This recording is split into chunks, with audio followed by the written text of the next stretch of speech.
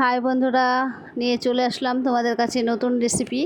দেখো, অনেকে করলার পাতা বেটে, ডাল বেটে চাপড়ি ভাজে, আমি করলাম পাতা কুচি করে, লঙ্কা কুচি, আর একটু তেতো যাতে না লাগে ওই জন্য পেঁয়াজ কুচি, আর মুচমুচে হবে বলে একটু মুসুরির ডাল দিয়ে দিয়েছি বেসনের সাথে, একটু হলুদ লবণ জল দিয়ে ভালো করে মেখে নিলাম।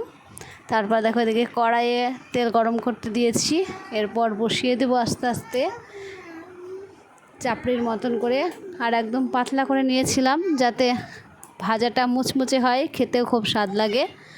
ওই জন্য তোমরাও বাটনা না করে একদিন ট্রাই করতে পারো, দেখবে খেতে খুব ভালো লাগবে।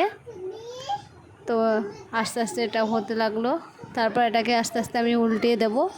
দেখো এতটাই পাতলা করেছি যে একদম মুচমুচে লাগবে খেতে।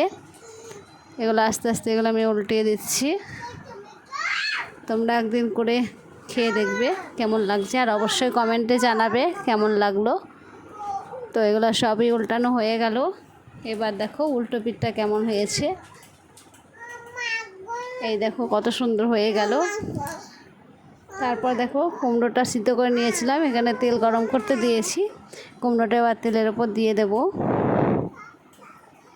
তেলের ওপর দিয়ে একটু এটা নেড়ে নেব। তারপর দিয়ে দেব রাই বাটাটা। রাই বাটাটা দেওয়ার পর একটু চিনি ছিটিয়ে দেব যাতে এটা তেতো না লাগে, ওই জন্য এটা নেড়ে এবার আমি নামিয়ে নেব। তারপর দেখো একটা ডিম ভাজা করলাম সোনামণির জন্য, সোনামণি ডিম ভাজা দিয়ে সকালে ভাত খাবে।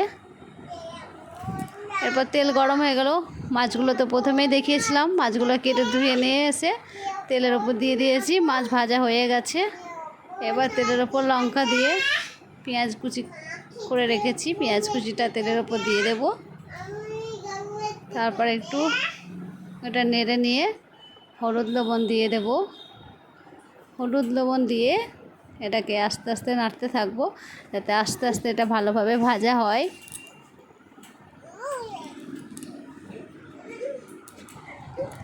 এটা ভাজা হয়ে গেছে, এবার মাছগুলোকে আমি দিয়ে দিলাম। মাছ দিয়ে একটু এটাকে নেড়ে নেব। তারপর দেখো জল দিয়ে দেব পরিমাণ মতন। জল দেওয়ার পর একটু হলুদ আর একটু লবণ দিয়ে দেব।